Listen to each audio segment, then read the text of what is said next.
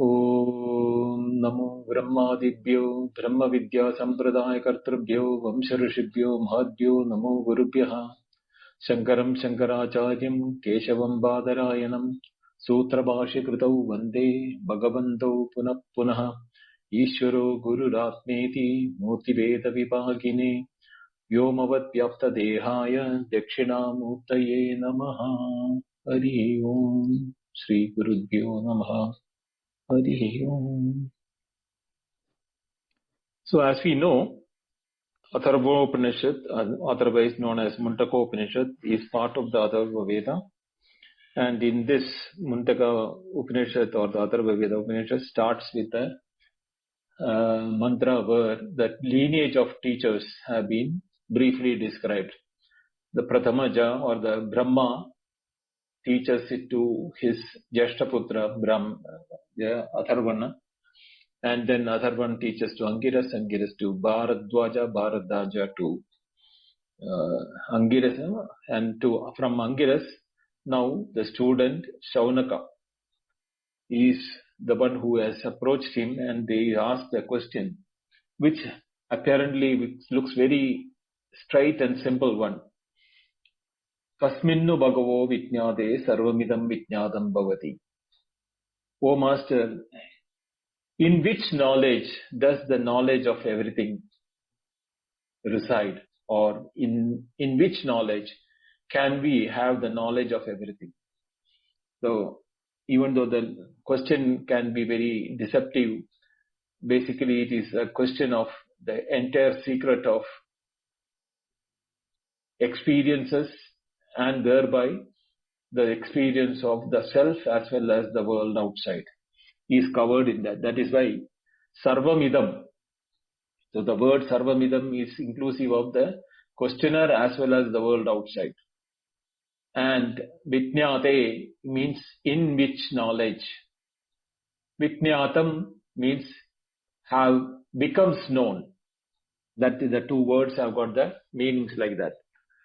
So we saw that when the teaching started, the teacher said, there are two ways, two teachings, both should be learned. There is not that you learn only one aspect of it.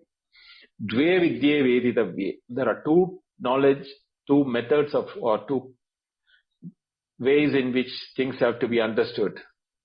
Paracha, aparacha. The higher one and the not higher one. Or means the general one. So the higher knowledge is yaya aksharam adhigamyate. That knowledge with which you go beyond all decay, or beyond words also. You can use the word aksharam, means that also is words.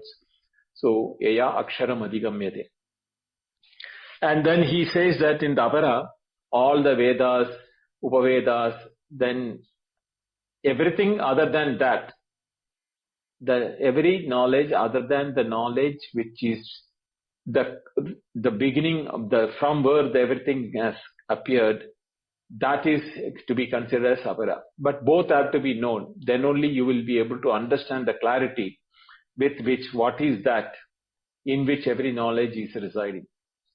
So for that, he has explained the different ways, the methodologies of karma, and in the end of that, he said that all these karmas are indeed ordained by Vedas, but they are all very flimsy, and there will be always a chance that any lack of doing it with the concentration as well as the methodology, instead of getting a right result, you may end up having an opposite result. So it is a very tricky path, and that what is done in that is within the time, space and causation. So they also have, the results also have got limitation of, because karyam and karanam, cause and effect has got time and space as the limitations. So to explain further, in the last two mantras of the first Mundaka, they said, Pariksha lokan karmachitan brahmanaha nirvedamaya nastya kritakritena. Tad vijnanaptam sa gurumeva vigachet samitpani shrotriyam brahmanishtam. That mantra, 12th mantra of the previous Mundakas, what does it say? That Pariksha means having scrutinized or having thoroughly examined. Lokan means all sorts of experiences. The world is nothing but an experience. So if you analyze your experiences, by whom? Karmachitan Brahmanaha. Karmachitan means the one who has been doing the karmas, and Brahmana means the one who is interested to know what is Brahma. So the seeker of Brahma, having completed his actions or as ordained by the Vedas, the karmas, he starts scrutinizing his experiences. This is the first line. Nirvedamayat nastya kritakritena. He comes to a conclusion and thereby dejection or refusal of krita akritena. What is kritam cannot get akritam.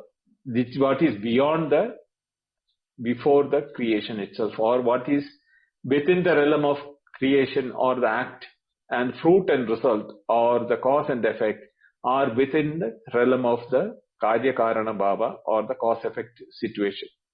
That which is before the cause effect, from where the cause and the effect itself is appearing, that cannot be attained or understood by this activity of karma. Therefore, tad vijnanartam sa gurumeva vigachet. For he should approach a guru for knowing that what is beyond the cause and effect, from where the cause and effect or time or space, everything is depending upon. Samitpani Shrotriyam Brahmanishtam. Samitpani means with the formalities of approaching a guru, with the desire to know, and with humility. The Samitpani has both the meanings you can take. One is where you have the Samit is the firewood for the yajnas those days, but you can also Pani in the hands. Samitpani means one who has with the folded hands or with the humility. He should approach Shrotriyam Shastradhidham. One who has master in the Shastra, means all the Vedas, not only Upanishad. He should be knowing what is the Karma Kanda, what is the Upasana Kanda, what is the Jnana Kanda. So the rituals, the meditative process and the knowledge process, he should be a thorough expert in it. And he himself should be a Brahmanishta. He should be established in the knowledge of Brahman. To such a guru he should approach, and then he should ask that guru, what is the method, or Guru, please teach me what is to be studied for this, how will I know? Which obviously the Mahashala Shaunaka has done with Angiras. So then Tasmai sa vidud upasannaya samyak prashanta chittaya sabanyudaya enaksharam purusham veda satyam provaja tam tattvado brahma vidya. To such a student, Tasmai means to such a student, saha vidwan upasannanaya, vidivat upasannanaya. He is properly following the requirement of a student. And what type of a student? Prashanta chittaya samanyudaya. His mind should not be in a state of agitation. Such a state is called prashanta chittam. That is a mind which is fully receptive to absorb every word what is being given as an advice by the teacher. That can happen only if your mind is 100% to listening. So the listening, you may hear something, but you may not listen something. Even if you listen something, that may not become your knowledge. So to hear something, to make it as a listening, and that listening becoming a knowledge can happen only if the chittam is prashantam. That intellect should be absolutely without agitation or anything. And samanyudaya, he should have formed all the samadhi without distractions which can take place while studying in any form of raga, dvesha, kama, krodha, mada, moha, matsarya, all those things are to be, have to be controlled or have one over that. Yena aksharam purusham veda satyam provaja. And the teacher teaches, yena, by which, aksharam purusham veda. That purusha, that Brahman, aksharam, which doesn't have any decay, and satyam, that is the truth. Provacha, tam tattvo brahma vidyam. That is what is the Brahma Vidya. Now, in this chapter, he starts with the Brahma Vidya. The first two mantras are of explaining the nature of Brahman. And from third mantra onward to the 10th mantra, he is bringing examples of the previous experience of the student from the Upasana Kanda. So it is apparently, even though it may appear to be a meditative example which is being given in the mantras, but that can be used for meditation to know the truth, which is explained in the first and second mantras. So this is how that the second Mundaka first chapter is designed or constructed in such a way that the mantra starts in the second Mundaka first mantra starts at Tad etat satyam yatha sudiptaya pavaka vispulingaha sahasrasha prabhavante swarupaha tada antariksha dvivita somya bhava prajayante tatracha esha apiyanti. E Saumya. Oh dear one, what does he say? Tat etat satyam. Tat means that or this. Etat satyam. This is that truth which has been told in the previous thing as Yaya Aksharam Adhigammede, that with which you can cross beyond all decay or beyond the verge.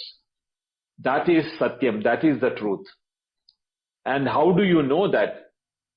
Yada Sudipta Tavakat Sahasrasha Vispulinga.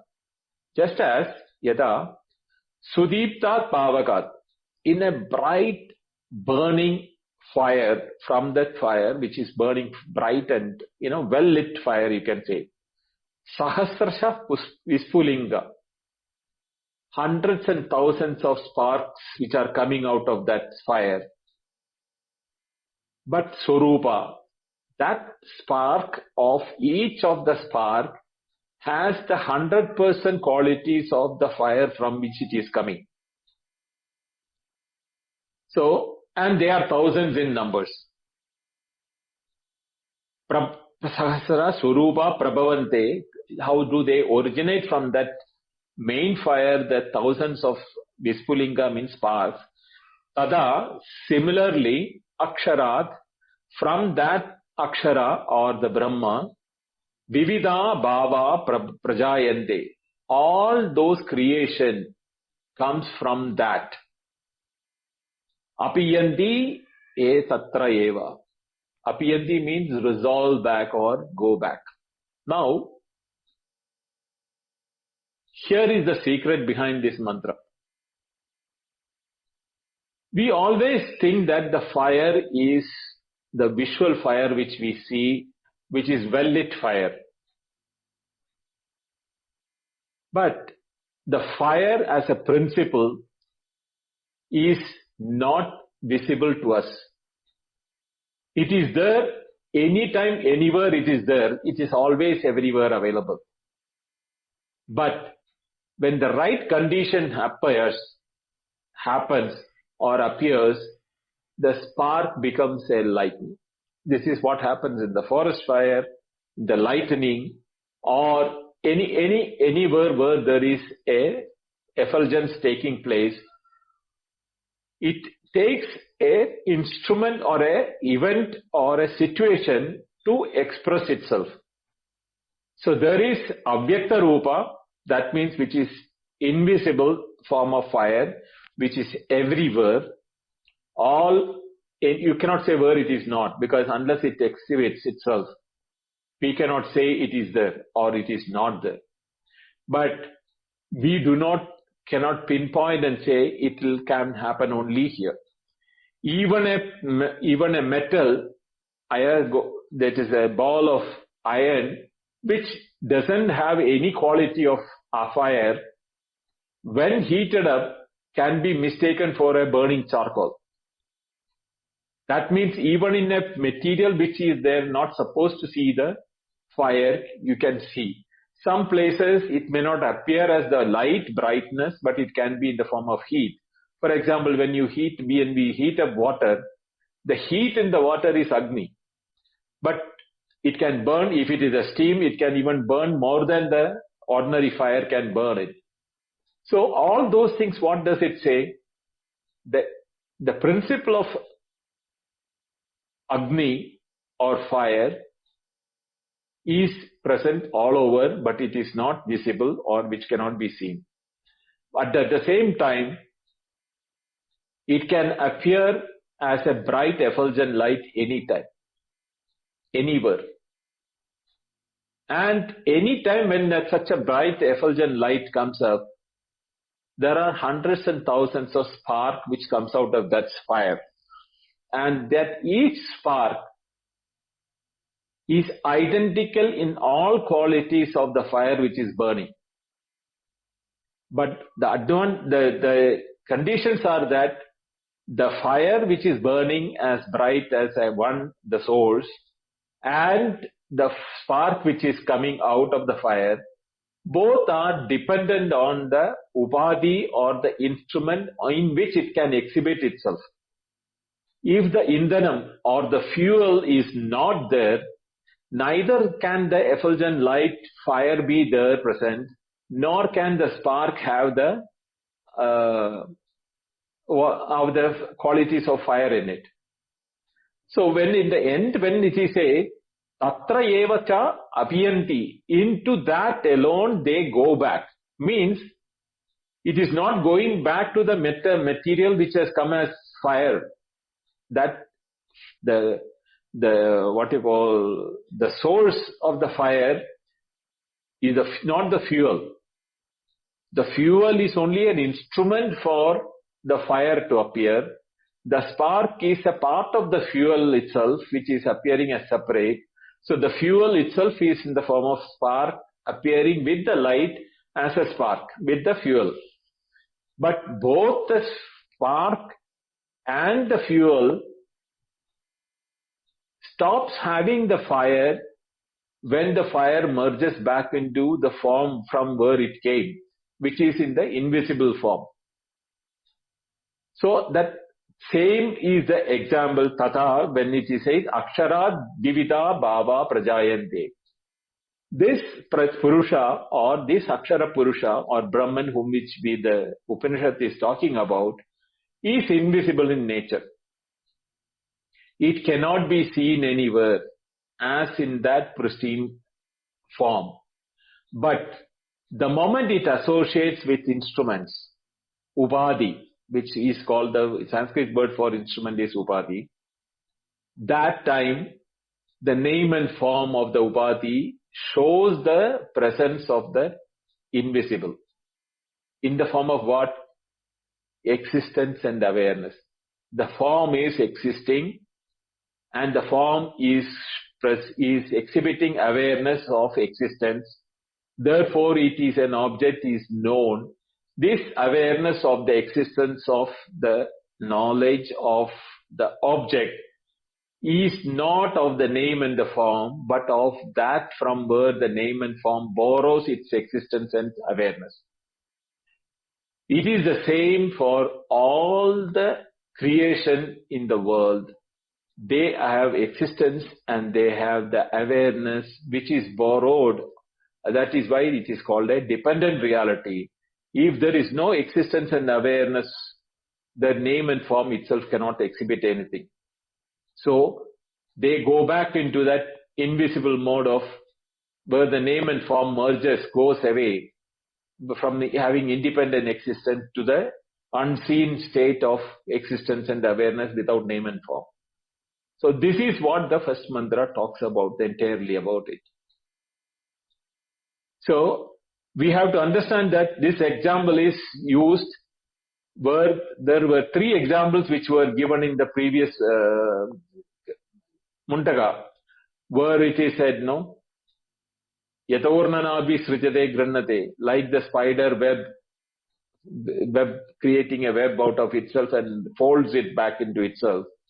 Or the three example, Aushadeha, from that vegetation coming from the surface of earth, or the inanimate hair and the snail coming out of a living person.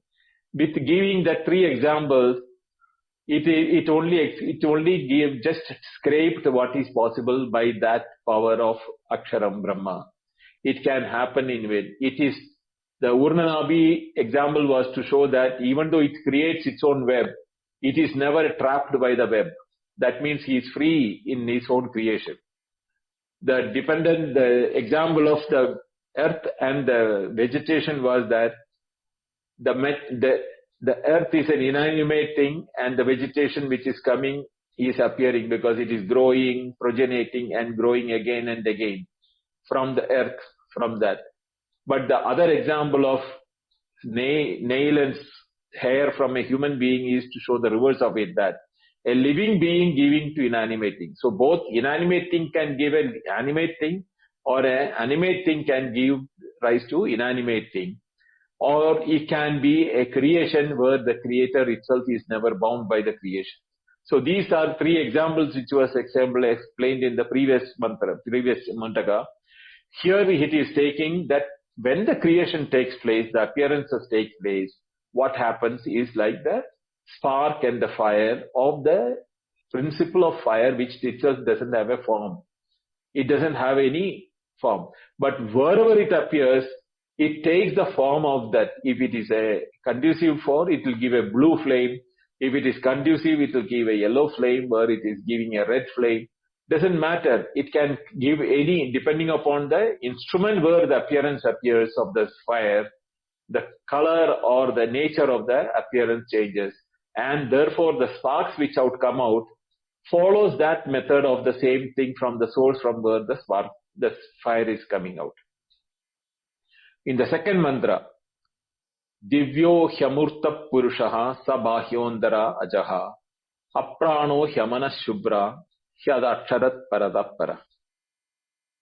Purusha hi Divyaha Amurtaha Sabbahyandaraha hi Ajaha Apranaha hi Amana Shubra hi Aksharat Paradapara Bhavati. Iti, this is how it is to be understood, that the prose order.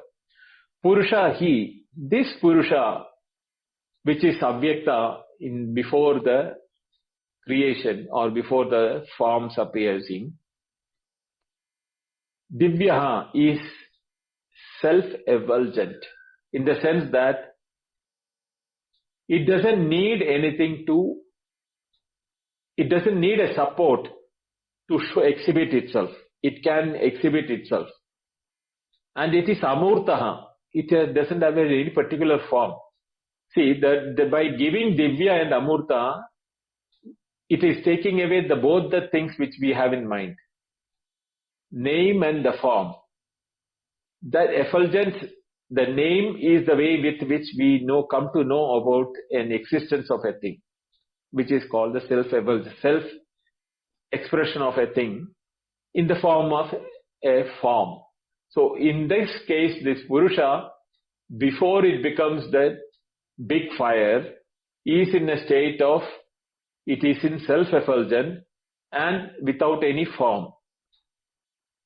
But the moment it takes a shape, it has a form.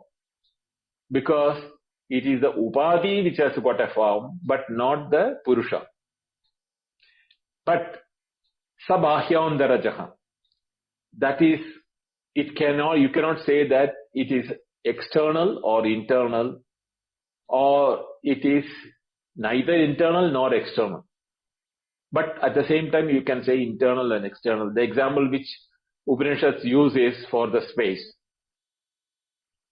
You cannot say the space is inside a house, space is outside a house, or even the space, the form and the instruments with which we call it as a house, even that is existing within the space only.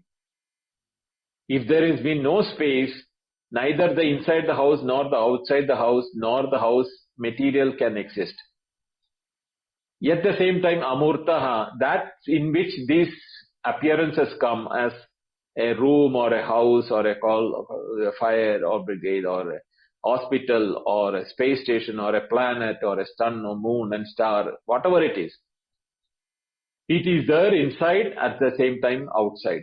So there is sa means saha, bahya antaraha. It is together with inside and outside. So how can be same thing inside and outside? Therefore he is ajaha. It is neither born. Born means birth. For birth to happen, it should be within the time. Since time it is before time, so it cannot be born. Because that born, the moment the birth, we talk about birth, it has to be within the realm of time. So therefore he is beyond time, to show that he is ajaha. Now then comes the words which is familiar for those brahmanas who are doing into this thing. He says apranaha. Prana is supposed to be with all the forms of action and movement is attributed to prana. These pranas are the one which is the kriya shakti of exhibition of the creation is depending upon. So apranaha, it is not that which has got the powers to create the movement. It is, so you should not limit that into that creation or the movement in the creation. Amanaha, without the mind. So that which is giving itself into two forms is Chinta Shakti and Kriya Shakti. The Chinta Shakti or the power of knowledge is in the mind, and power of action is in the prana. And it is the mind and the prana put together, the body has the experiences of thinking and doing things. Even the act of meditating. There is a statement in the Brihadaranya Upanishad where it says, Dhyayativa lelayativa. That means it appears to be meditating and appears to be moving. Means thinking and moving is because the attribution of prana and mana is given to the created one. Therefore, it looks like it is having motion and it is having the power in the knowledge. No, it is beyond that. Therefore, aprana amana. Shubhraha means pure. Why it is pure? Not dvitiyam asti. There is nothing other than that. So that is why it is shubhraha, pure. Anything, even the 100% what we say, the pure gold is 99.999. Anything in that matter, the air or anything, there will be some parts per million which is impurity, which is there in which humanity cannot identify or explain. But here is something which is shubhraha, means why it can happen only in a situation where there is nothing other than that. Only in the case of na dvitiyam, advitiyam or advaitam is his truth, that is his reality. Only in such a case, then it becomes the pure. And therefore, aksharadhi paraha parata. That is beyond the aksharat, all even beyond the what you call the words with which we can confide it. Akshara mean can be words also, or it can be also the limitation of the instruments which we have to think it. So it is beyond the world of any imagination. It cannot be seen in the world. But the entire world, as per the previous mantra, comes out of that with the same qualities from that. That qualities of the spark which is carrying from the flame, similar is the case with every object of creation, is nothing but that from where the creation is bringing out the created. So every object, both animate, inanimate, visually available, visually invisible, graspable with sense organs, within the object that can be created. So when you bring prana, the creations, the kriya shakti, all those things, activities have got the properties, or there is no property you can say, because it is shubhraha, it is 100% pure. That itself is there, which is coming in the form of the created. So therefore, the doubt will come in every mind. How can that which doesn't have any quality, any creativity, anything like that, it is indescribable, to become describable? How does nirguna become saguna? How without any attributions, thing with full of attributions and qualities in the world outside? How does this thing, these things are happening in the world outside, is a natural question which can come, the student can ask to the master. And to that, he continues the mantra 3. Yasmat prana jayate mana indriyani cha kham vayu jyotirapaha prithvi vishwasya dharini. Now he is talking from the point of what is experience of the student. Etasmat jayate, from that aksharat parataparaha, or yaya aksharam adhigamyade, that which is invisible, indescribable, apranaha, amanaha, shubhraha, all those qualities which have been mentioned about it. Tasmat, so from that, pranaha jayate, is the prana, here prana he is indicating of the prana shakti, the power to create, or power of action.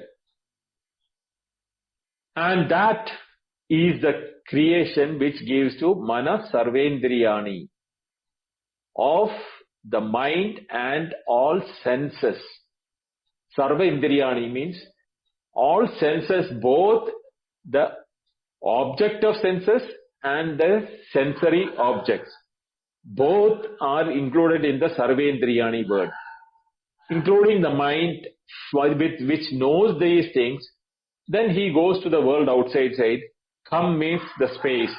Vayu means all those things are principle in nature. Not the physical space which we see. The principle of space. Vayu is principle of Vayu. Jyoti means principle of fire. Jyoti. Apaha means principle of water. And Vishwasya Dharini Prithvi cha Jayante. With all these principles, when the prana in the Prithvi, it creates the Prithvi, or the world of human, the earth is created, and in which it makes the further, what you call further creations in the form of individual items of the creation. So now he is taking the mind of the student. You should understand, having given that an intangible thing, the guru or the teacher knew that the student cannot hold it in his mind. So he need to bring him to the transactional level or vyavahara level, which he is familiar with his yagas and karmas and everything. He is Mahashala, is the title for Shaunaka, who has been doing all this yajna, dana, kapa and all those things, cover karmas and all. So the guru wants to teach him using what is known to the student, to take him to that level where it is beyond words can express. So he is talking about the Agni. Agnirmodha chakshushi chandra suryau dishashrotra vag drudrutascha veda vayu prano hridayam vishwamasya padbyam prithvi shesha sarva bhutantaratma.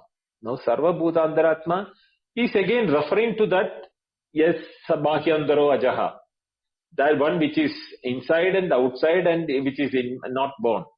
To explain that itself is eshaha sarva bhutantaratma. So how does he say that? Esha Sarva Bhudantaratma, this inner self of all the creations, whether it is the minutest of minute thing which human can find out, or visible, invisible also. Asya Murdha, that is the top.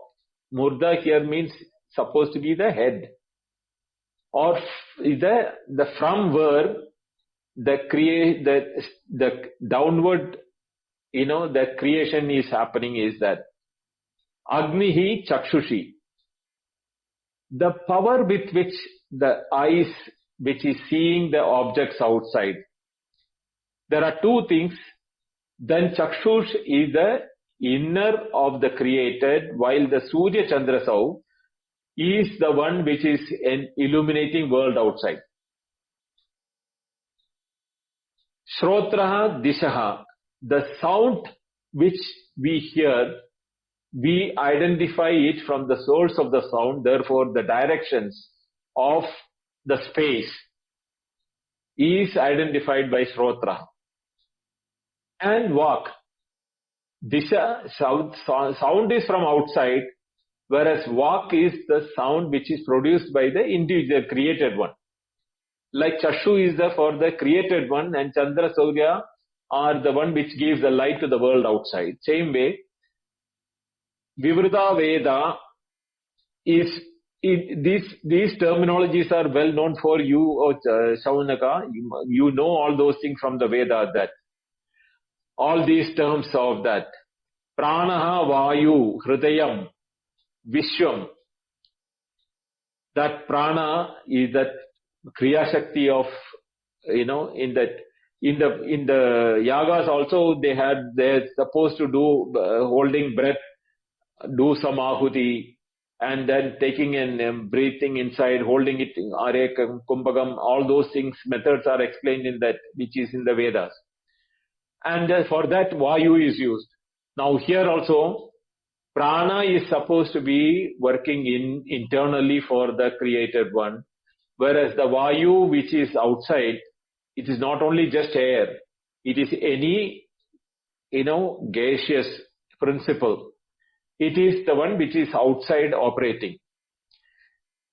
And Hridayam, Vishwam. Now these are the two things. Vishwam is that universe which is in the form of experiences outside. But the outside world is of experience, is experienced were for the created in the Hridayam. In his heart, it is the inner place, the experience, the world of the object may be outside. It can be brought by the Chakshu or Vak or Srotram or any of the five sensory organs, or even Prana. Vayu can bring smell or anything from that. But the experience of the individual of the world takes place in the Hridaya. The object is outside, but the experience is within the individual. So there is a link between the Hridayam and the Vishwam. And in the dream, when you create a world, that also you create in the Hridayam only. In your mind, in your mind only, in the heart only, you create the dream world, where another set of world is created. So there is a link between the Hridayam and the Vishwam. Cha Padbyam Prithvi. Then there are things. The entire body, while walking, is held on the foot of the individual. The foot is the beholder of the entire weight of from the head onward to all the indriyas and the body and everything, heart, etc., is held by the leg. Same way, the entire creation is held on the surface of object or the universe. Prithvi. He's talking about the world here. He's not talking about the cosmos. He's talking examples from the point of view of the earth only. So this is what he is bringing the comparison, because this listener, for him, Saunaka, is a expert in the form of what you call yagas.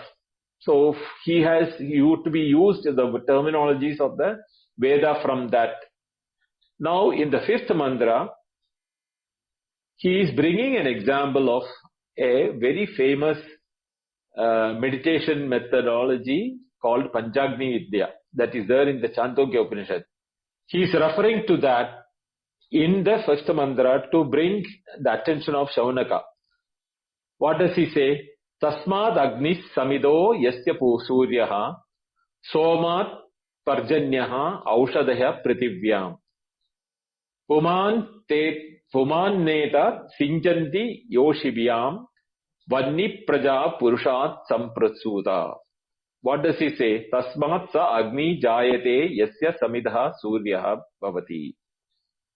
Tasmat, again referring to that Sarva Bhutantaratma or Yasya Sabaha Janudrojaha.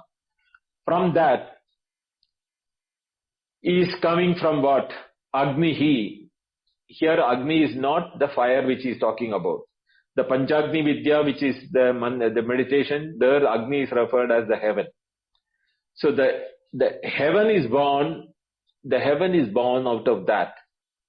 Yasya Samidaha, in the light of that Purusha is the heaven formed, and then in the heaven the sun and the moon. So heaven here is indicating to the sky. So the sun and the moon and the sky is all born out of that. Parjanya Aushadaya Pratibhyam. The rain connecting the sky and the earth is what's for the water flowing from the sky toward the earth is the cause for the creation of vegetation or plants which are born in the surface of the earth. Same way, Puman Sinjandi Retaha Yoshibhyam Purushat Bahi Praja Samprasuda. Similar way, this is from the cosmic point of macrocosm. From the microcosm point of view, it's the same way the man deposits, or like the rain falling, the man is creating his seed in the yoni, and therefore the praja, the creation of the progeny takes place from the same way. Just as the Purusha is created from the sky, and the sun and moon from where the sky falls, the rain brings to the surface of earth and the plants are growing. In the totality point of view, in the individuality point, whether it's an animal, human being or anything, he is just referring to that.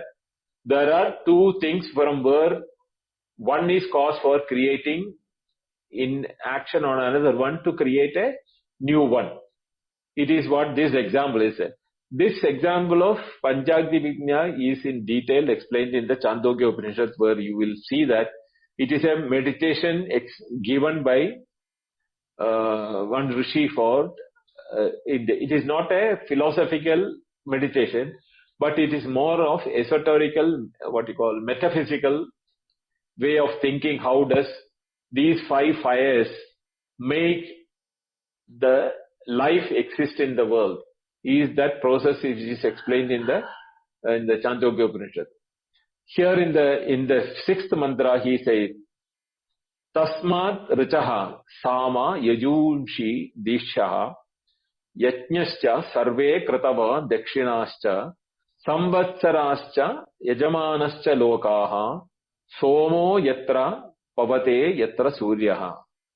Tasmad Richaha Sama Yajumshi Diksha Sarve Yajna Kratavacha Dakshinaha Cha Samvatsaracha Yajamana Loka.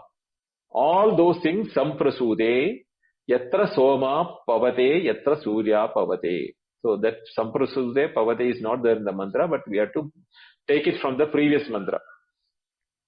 Tasmat, again from this Aksharat Purusha or Ye Bahyandaro Ajaha, yes, from that Richaha Sama Yajubshi, the three Vedas, Rig Veda, Sama Veda and Yajur Veda. Diksha is religious principle where they do not have any sacrifice. It is pure ritualistic chanting of the mantras are called Diksha. Sarve Yajnacha, and all the rituals without which doesn't need similar to Diksha is there are mantras which are called Diksha mantras which can be chanted in rituals, Sayade Sama and Deju. Then Kratava is for the Kriya. The Homa, Yajna, where you need a sacrificial pose, you need to tie certain things to the pose, etc. That from the word Kratava is coming. Kratava is that aspect of the rituals which are physical oblations in nature, ahuti, yajna, etc. So both type, then the verbal oblations of mantras or the physical homas or yajnas, and both these things, dakshinacha, and this dakshina which you are receiving from this mantra, from the doing these things, whatever the offerings which you are getting from the yajamana when you are doing a mantra, even that, samvatsaracha, the period or the time where you decide to do the yajna or diksha, when you should do this, there are three times sandhya vandanam has to be done. So who gives you the time? Who gives the three sandhya for you? The three sandhya you are doing these three sandhya vandanams. But who is the one who is giving that? That also comes from tasma, that only. So here samvatsara means all properties of time. Even though the word samvatsara means year, the time, it has to be considered as the entirety of the time. Yajamanaha, the one who is giving you the order to do the yajnas or the diksha. And lokacha, the world, the people who are coming there for attending the yajna, or people who are there who are getting benefited out of this. Suppose if the yajna is for a rain to be showered in that area for the good harvest, the entire people who are getting benefited out of that by harvest, from the rain. Yatra soma pavate, yatra surya pavate. Where the moon and the surya, both, the moon here stands for the bringing rain. Suppose the moon is supposed to be the one which attracts cloud to the sky, and the rain is when the moon releases that cloud from the sky, it falls down as rain. So moon is supposed to be the harbinger or the power which brings rain to the surface of earth. So there is a lot of yajnas which are appreciating or making peace with moon, so that you have high tide, you have lot of clouds formation, and the clouds are moved during the movement of the moon, and all those things are attributed to the moon. But when the rain is excess, the plants cannot grow. That also need to be heated up to back to the sun. And for that, yatra surya pavade, where the surya is the one which is the heat energy for the plants and aushadha, even for the animals and the living beings to survive on the surface of earth. All these things are coming from tasmad. Sa bahya ajaha. That aksharat paraha purusha. From there, all these things are coming. So here you can see a trend in the mantras that he is quoting these mantras which are familiar for the student who is a Mahashala, who is a very expert in doing yajna. So the terminologies which are used in this one, because being it in Atharva Veda mantra, which is predominantly a ritualistic in nature, he is telling about these terminologies with which he is teaching the student that all these things which you enjoy by doing the karma, you cannot do unless that is be given by that akshara, which is from where all these things are coming. So with this, I think we will stop here. The next 5 mantras are also similar in nature, but we'll continue that from the 7th mantra to the 10th mantra in the next session. I'll stop it here. Om Purnamada Purnamidam Purnat Purnamudachyate Purnasya Purnamadaya Purnameva Vashishyate Om Shanti Shanti Shanti. Harihi Om. Shri Gurubhyo Namaha. Harihi Om. Dhanyavada. Thank you all.